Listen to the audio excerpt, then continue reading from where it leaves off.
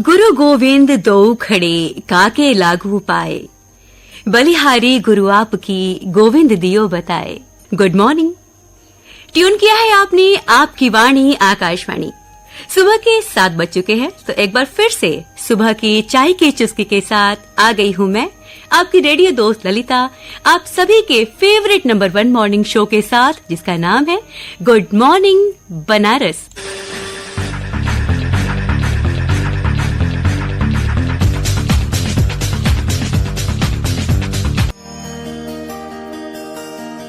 आज का दिन बहुत स्पेशल है, क्योंकि ये जो हमारी जिंदगी है, इसमें हमें हमेशा कुछ न कुछ सीखते ही रहते हैं और इसमें उम्र का कोई भी लेना देना नहीं होता।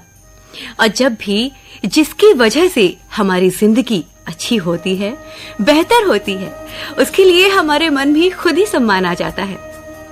अगर किसी की जिंदगी में उसे ये पता हो कि आखिर करना क्या है, हमारा भविष्य क्या है, और एक अच्छा टीचर या गुरु हमारा मार्गदर्शन करे, तो जिंदगी और भी सफल हो जाती है, खूबसूरत हो जाती है। कुछ याद आया दोस्तों?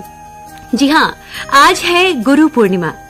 भारत हमेशा से ही विश्व गुरु कहलाया और विश्व की प्राचीनतम नगरी में से एक है काशी, जो भारत की सांस्कृतिक धरोहर और धार्मिक राजधानी भी है। ऐसे में गुरु पूर्णिमा पर्व का महत्व काशी में और भी ज्यादा बढ़ जाता है, क्योंकि गुरु और शिष्य की परंपरा प्राचीन काल से लेकर अब तक चली आ रही है। ऐसे में देश विदेश के अनेकों शिष्य अपने गुरुओं के दर्शन और पूजन के लिए यहाँ वाराणसी आते हैं। कहते हैं कि गुरु के बिना ज्ञान और मोक्ष दोनों ही प्राप्त करना असंभव सा है। गुरु के सम्मान में प्रत्येक वर्ष आषाढ़ मास की पूर्णिमा पर गुरु पूर्णिमा का पर्व मनाया जाता है।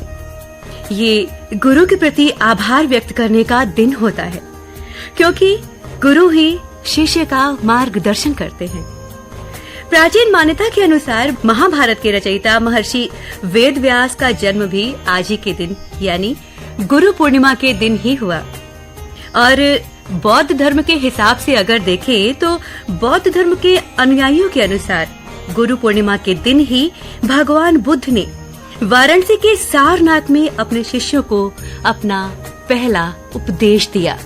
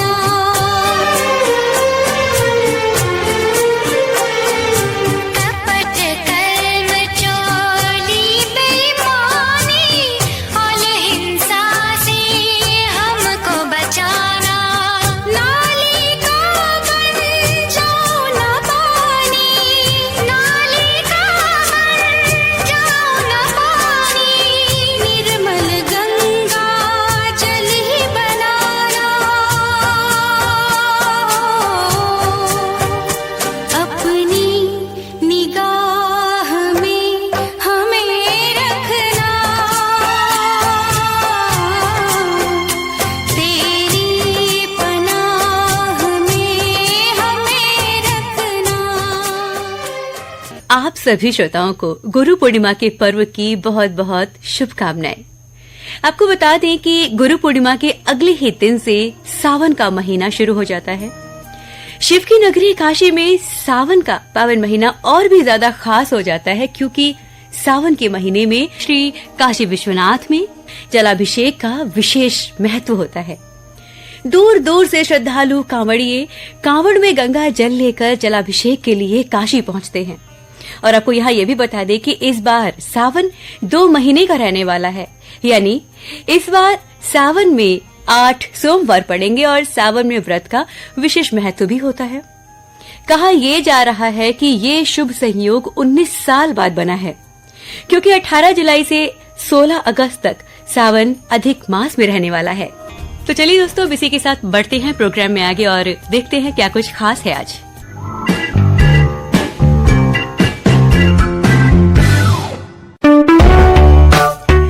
जैसा कि आज मैंने बताया, आज है 3 जुलाई। तो 3 जुलाई को अंतर्राष्ट्रीय प्लास्टिक बैग मुक्त दिवस दुनिया भर में जागरूकता फैलाने के लिए आयोजित किया जाता है।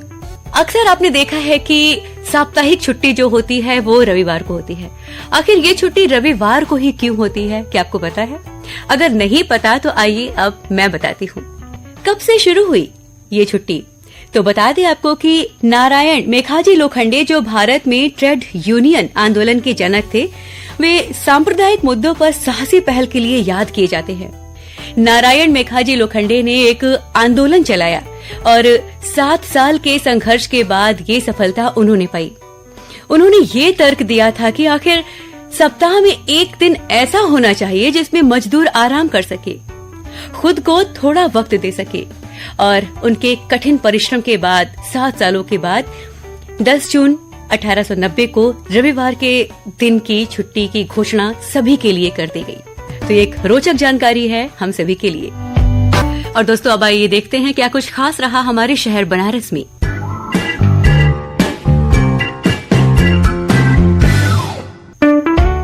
सावन को दृष्टिगत देखते हुए बनारस में ट्रैफिक प्रशासन अब अलर्ट मोड में दिखने लगा है।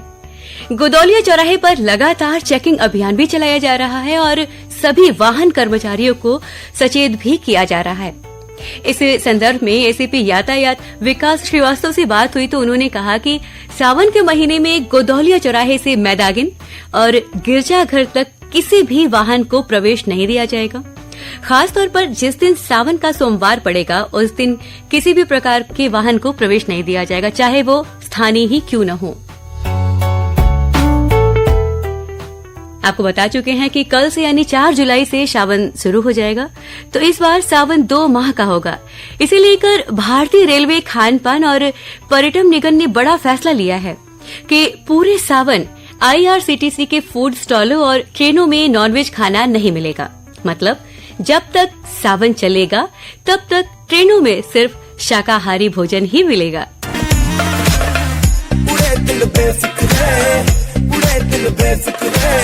अंगारों में निकले उड़े दिल बेफिक्रे, उड़े दिल बेफिक्रे, उड़े दिल बेफिक्रे, अंगारों में निकले उड़े दिल बेफिक्रे।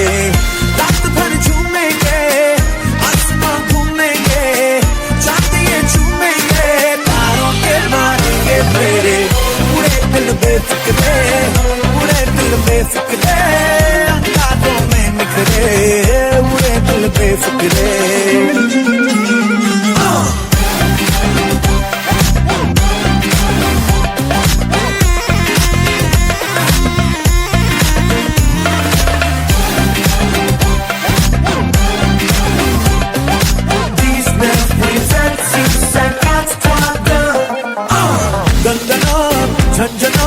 सनसना जाए सांसें जगमगा जाए, आंखें मिलते मिलते मिलते ही डगमगा खनखना हड़बड़ा जाए, सांसें तड़पड़ा जाए, बाहें मिलते मिलते मिलते ही।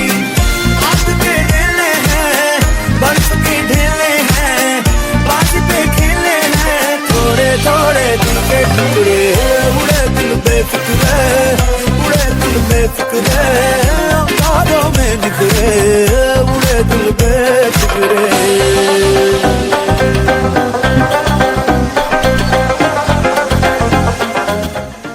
प्रोग्राम सुन रहे हैं आप गुड मॉर्निंग बनारस, आपकी वाणी आकाशवाणी से।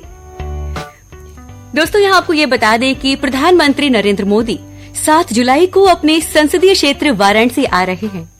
इस दौरान 1378.45 करोड़ की परियोजनाओं का लोकार्पण व शिलान्यास करेंगे वो। इसमें 18 करोड़ की लागत से काशी की मोक्ष स्थली महाश्मशान मणिकर्णिका घाट के पुनर्विकास का शिलान्यास भी शामिल है। इसके साथ ही 16.86 करोड़ से हरिश्चंद्र घाट का भी विकास और उसका जीर्णोद्धार भी किया जाएगा। तो ये बहुत ही अच्छी खबर है। काशी के शहर में अगर आप डॉग लवर हैं तो सावधान हो जाइए, क्योंकि जल्द ही आपकी जेब ढीली होने वाली है। नगर निगम कुत्तों के रजिस्ट्रेशन के शुल्क में बढ़ोतरी करने जा रहा है। पहले जो रजिस्ट्रेशन 200 रुपए में होता था, अब नगर निगम के पशु चिकित्सा विभाग ने डॉग रजिस्ट्रेशन 1000 रुपए की योजना बना ली है, जिसको नगर निगम की बैठक में पास होना बाकी है। इसके अलावा वाराणसी में तेजी से फैल रहे अवैध डॉग ब्रीडिंग सेंटर पर भी नगर निगम कार्रवाई शुरू करने जा रही है, बस जुलाई के महीने से ही। इसके साथ ही साथ आपको यहाँ ये बता दें कि महात्मा गांधी की खादी अब और हाईटेक हो गई है। खादी वस्त्रों की ब्रांडिंग के लिए अब national institute of fashion technology के डिजाइनर खादी के परिधान तैयार कर रहे हैं। कंप्लीट होने के बाद तेलियाबाग कार्यालय में भव्य बनी मिनी खादी प्लाजा में खादी के वस्त्र मिलेंगे। यानी कि शहर के जो यूथ खादी के लेटेस्ट परिधान खरीदना चाहते हैं, जो वो दिल्ली जाके खरीदते थे, अब उन्हें दिल्ली जाने की जरूरत नहीं पड़ेगी। वो हमारे लोकल शहर बनारस में तेलियाबाग से जाकर अपने मनपसंद खादी के कपड़े खरीद सकते हैं। तो भाई ये खादी पहनने वाले कपड़ों के लिए, खासकर जो कपड़े के शौकीन है, उनके लिए भी बहुत ही अच्छी खबर है।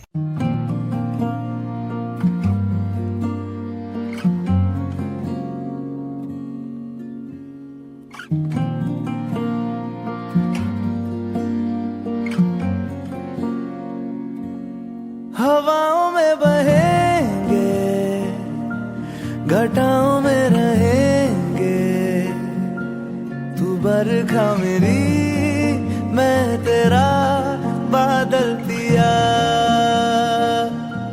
जो तेरे ना हुए तो किसी के ना रहेंगे, दीवानी तू मेरी, मैं तेरा पागल दिया।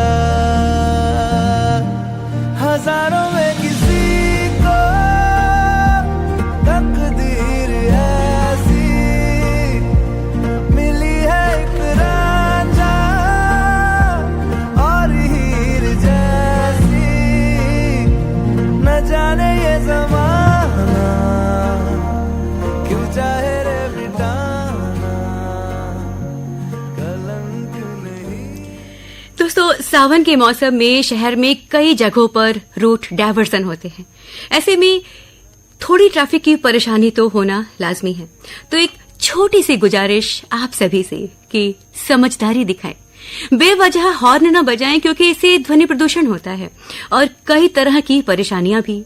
खासकर इसका हमारे दिल और दिमाग पर ज्यादा असर होता है, जो बाद में एंजाइटी और डिप्रेशन का रूप ले लेती हैं। इसके अलावा हार्ट डिजीज की संभावना भी कई गुना बढ़ जाती है। तो कोशिश ये करें कि कम से कम हॉर्न बजाएं। तो आज के लिए यहीं तक। गुड मॉर्निंग बनारस सुन रहे थे आप अपने रेडियो दोस्त ललिता के साथ।